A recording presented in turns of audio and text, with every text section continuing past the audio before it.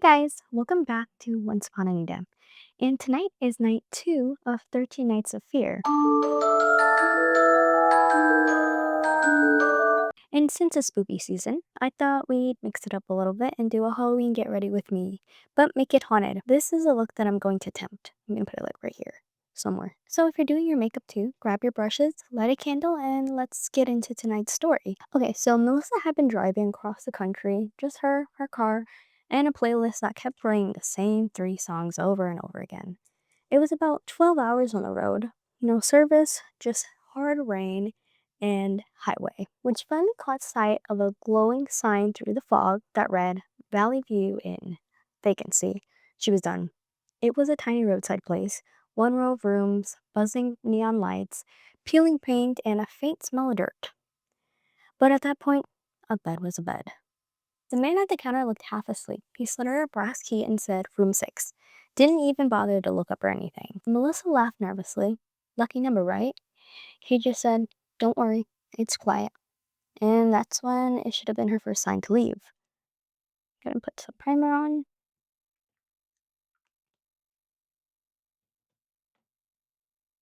The room, it smelled like old soap and cigarette smoke. There was a soft hum from the vent and a water stain on the ceiling. Sounds just like paradise to me. She tossed her bag on the bed and went to brush her teeth, and that's when she noticed it.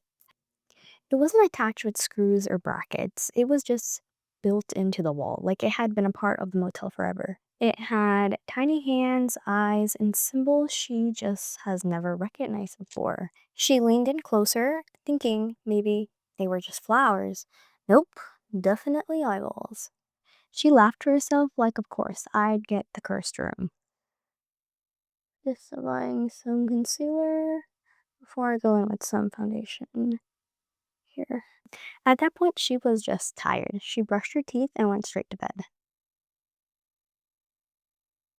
You know, that kind of half asleep where your body's tired, but your brain's still on high alert. That's how she woke up, to the sound of tapping. At first, she thought it was just water in the pipe, but when she sat up, the sound wasn't coming from the walls. It was coming from that same mirror in the bathroom. Now, listen, if that were me, I'd be out the door. I probably wouldn't have even made it in by the first time I met the man at the desk. But no refund, no shoes, just vibes and fear. But Melissa, she grabbed her phone light and got up.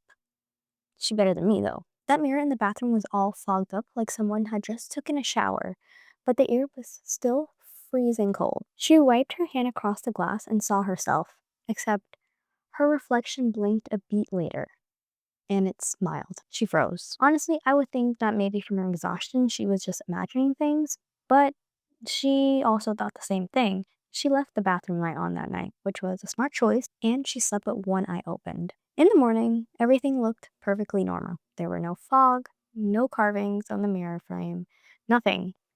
She initially thought maybe she just had imagined it.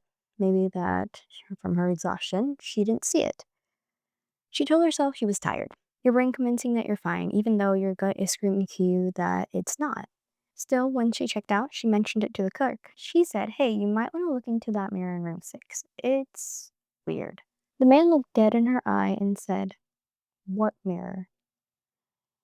And Melissa was like, What are you talking about? The mirror in the bathroom. You know, the one that's built into the wall, brass frames, creepy carvings. It'd be really hard to miss. The man cut her off. He said, Ma'am, room 6 doesn't have a mirror. She laughed like he was joking. I literally used it. What are you talking about? He looked past her shoulder like he didn't want to make eye contact.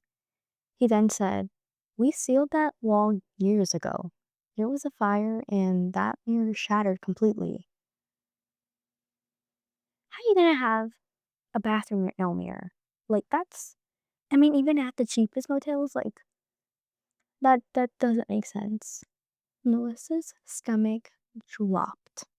Wait, you mean the mirror I saw doesn't exist, he said. Never got replaced. She didn't argue. She just ran across the parking lot, threw open the door to her room, and froze. Why would she even go back to that room? That's what I'm thinking. Like, that's insane. Is that not insane? The wall above the sink was bare. Fresh paint, no mirror, just smooth drywall. Her pulse was pounding in her ears. She took one step closer, and the air went cold, like standing near a freezer door. Then the tapping started again, but this time it was inside the wall. She would hear tap, tap, tap, pause, tap, tap, tap. She dropped her key, grabbed her bag, and drove until the motel lights disappeared in the rearview mirror. I ended up doing my eyes off camera since it was taking a bit too long, but I'll do my lips on here. So, continuing on, a few hours later, after Melissa left the inn, she stopped at a diner. Her hands were still shaking, which, of course, I would bet that would be happening because that's freaky. She opened her phone and saw something new in her camera roll. Just what you would think. A perfect end to a perfect vacation, right? There was a video, and this one she never recorded, right? So it was a 37-second long video, and it showed her, you guessed it, sleeping. It showed the motel bed, the same faded comforter, but behind her, in the corner of the frame, was a mirror. The same brass frame, the same freaky carvings, and in the reflection, a pale figure stood watching. Its, as the camera zoomed closer, its mouth stretched into a smile. The clip ended with a whisper, "I see you." Melissa ended up deleting the video, or at least she thought she did.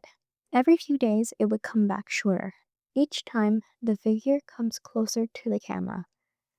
She obviously doesn't stay in motels anymore. I wouldn't ever either. And at home, she would cover every mirror before she goes to sleep. Because sometimes what's staring back at her isn't a reflection, it's a reminder. And that was night 2 of 13 Nights of Fear. And tell me below, do you think the story was scary or skeptic?